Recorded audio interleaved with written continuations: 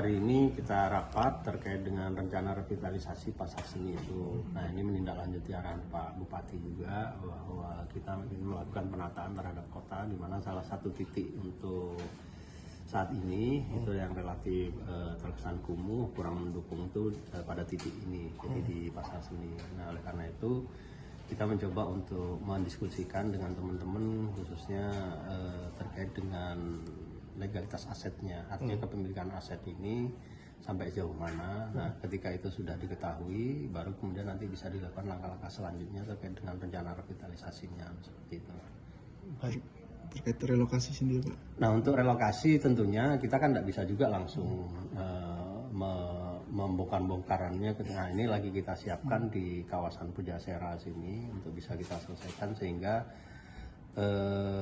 ketika itu kita mau lakukan revitalisasi, mereka sudah kita siapkan tempatnya gitu.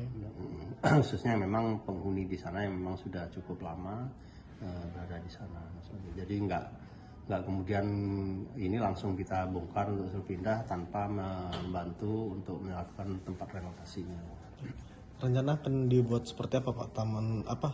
Pasar seni itu, Pak? Kawasan pasar seni. Kalau rencana sementara ini kan memang salah satu persoalan yang kita hadapi itu kan kita parkir ya, parkir kita terbatas. Nah, sehingga opsinya kemarin salah satu pertimbangan untuk kemudian itu bisa mendukung kawasan itu juga, itu dibuat parkir di sana. Nah, kemudian juga ada musola tadi disiapkan yang bagus, yang ikonik gitu, sehingga tentunya dengan adanya musola ini kan akan terfasilitasi juga berkenaan dengan tadi toilet dan sebagainya. Kemudian mereka juga perlu istirahat, terus kemudian perlu ibadah.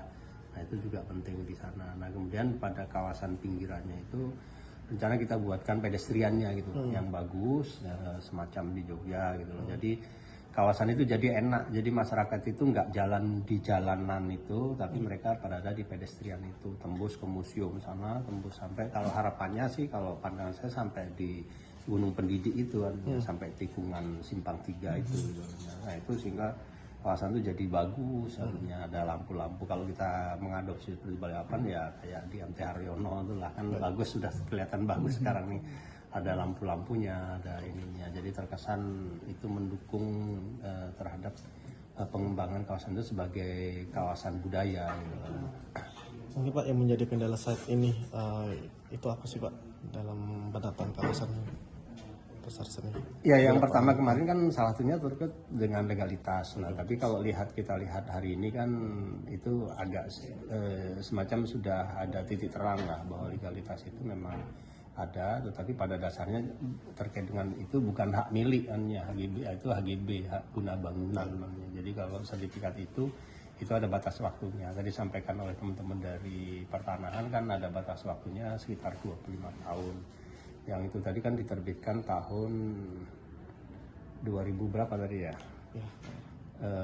2003 ke 9.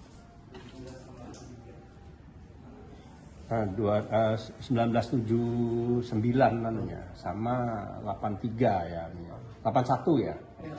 Nah, 79 apa? Artinya sudah cukup jauh gitu. Maksudnya melebihi dari batas waktu HGB ya, itu selama 25 tahun. Terus yang kedua, dari data teman-teman BPKAD tadi juga menyebutkan bahwa itu sudah dilakukan pembebasan juga itu.